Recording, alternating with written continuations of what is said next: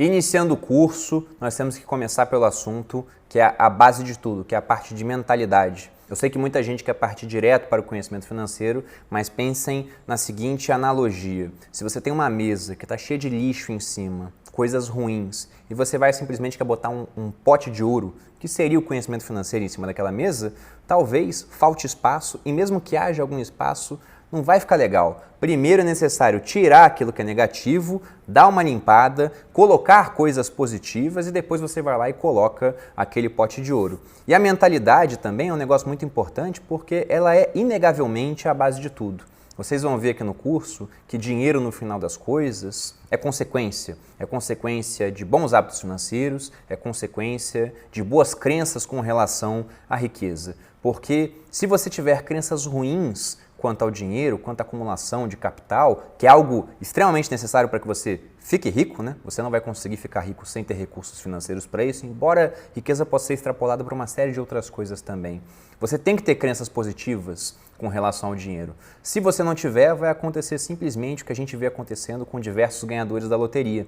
As pessoas vão dar um jeito de gastar todo o dinheiro que ganharam até que só sobre aquela quantia com a qual elas se sentem mentalmente confortáveis. E para algumas pessoas, infelizmente, isso é nada. É necessário que a gente mude as crenças financeiras para que os nossos resultados mudem. Muita gente inconscientemente tem crenças de que o dinheiro é algo negativo e essas crenças inconscientes, que a gente vai ver mais para frente em outras aulas, elas acabam moldando a nossa maneira de lidar com o dinheiro.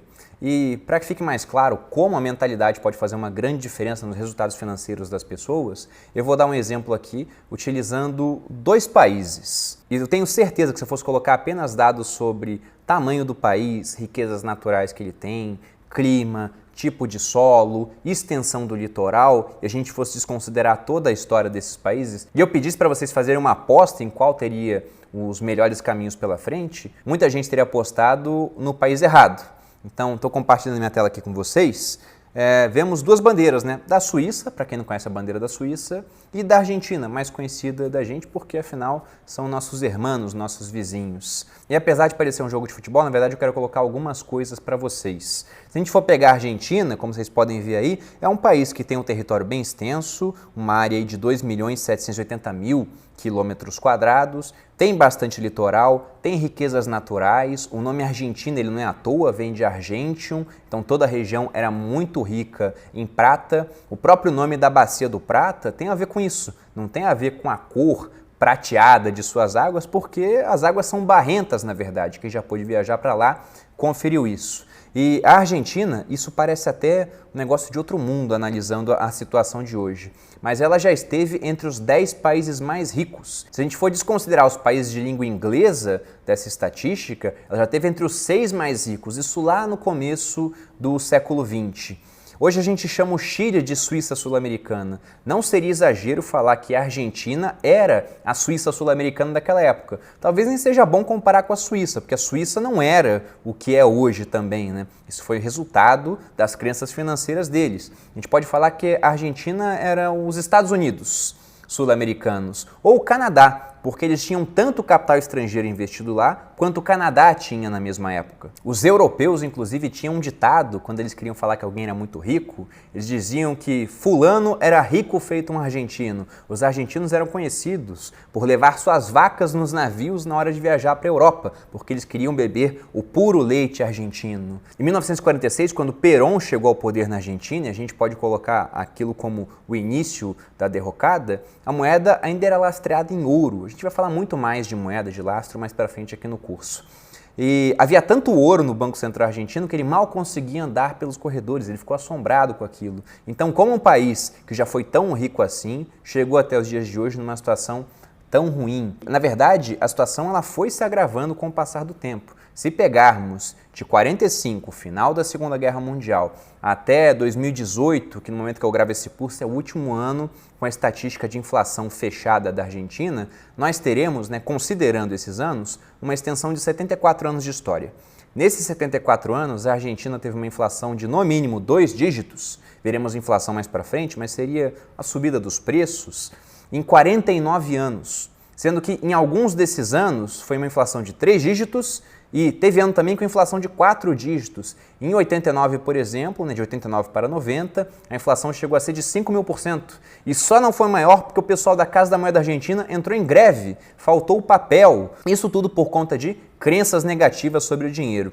Mas agora passando para a Suíça. Nós temos aí o mapa da Suíça, um território de 41.285 quilômetros quadrados, é mais ou menos ali do tamanho do Rio de Janeiro, se a gente tivesse que comparar com um estado brasileiro.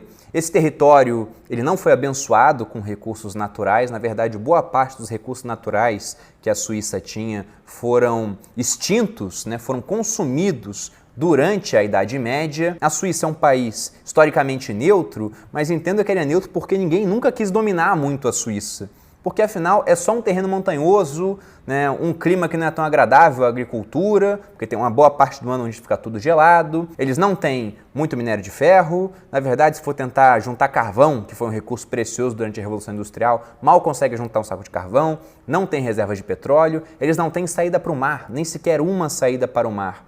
E mesmo assim, a Suíça conseguiu evoluir, saindo de um país pobre no século XVIII para um dos países mais ricos do mundo. Para que vocês tenham noção, colocando aqui dados sobre renda per capita, a Suíça, no ano de 2017, tinha uma renda per capita de 80.189 dólares e 70 centavos, enquanto a Argentina tinha uma renda per capita de 14.401 dólares e 97 centavos. E olha que a Argentina é 67 vezes maior em termos de território, mas consegue ser 5,5 vezes menos rica em termos de renda per capita. Essa diferença veio por conta de caminhos escolhidos pela população. Enquanto um país escolheu um caminho voltado para o populismo, segundo alguns historiadores, isso aconteceu porque na migração de pessoas para a Argentina não aconteceu igual nos Estados Unidos, que havia muita terra para o oeste, o pessoal pôde se expandir e se tornou dono de terras. Na Argentina o pessoal se aglomerou nas cidades e se rendeu a crenças que estavam populares entre os operários na época, socialistas. Enquanto a Suíça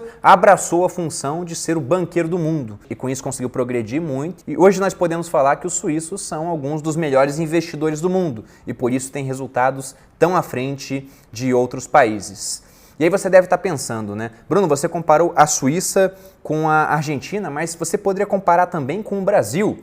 Na verdade, se fosse para apostar em um país, olha só o Brasil. Nós temos mais de 8.500.000 quilômetros quadrados de extensão territorial, muita riqueza que já foi explorada ao longo da história, mas que ainda está presente no nosso país. Nós temos um litoral gigantesco, terras onde é verão o ano inteiro. Aqui a gente consegue, na parte de agricultura, ter a safra e ter a safrinha, que muitas vezes é maior do que a própria safra, um negócio que outros países no mundo não conseguem fazer igual. E mesmo com toda essa riqueza, nós ainda estamos longe de ter uma população tão rica quanto a Suíça. Por vários motivos, veremos mais à frente na parte de investimentos e empreendedorismo.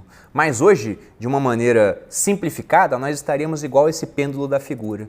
Então, de um lado nós temos a Argentina e do outro temos a Suíça.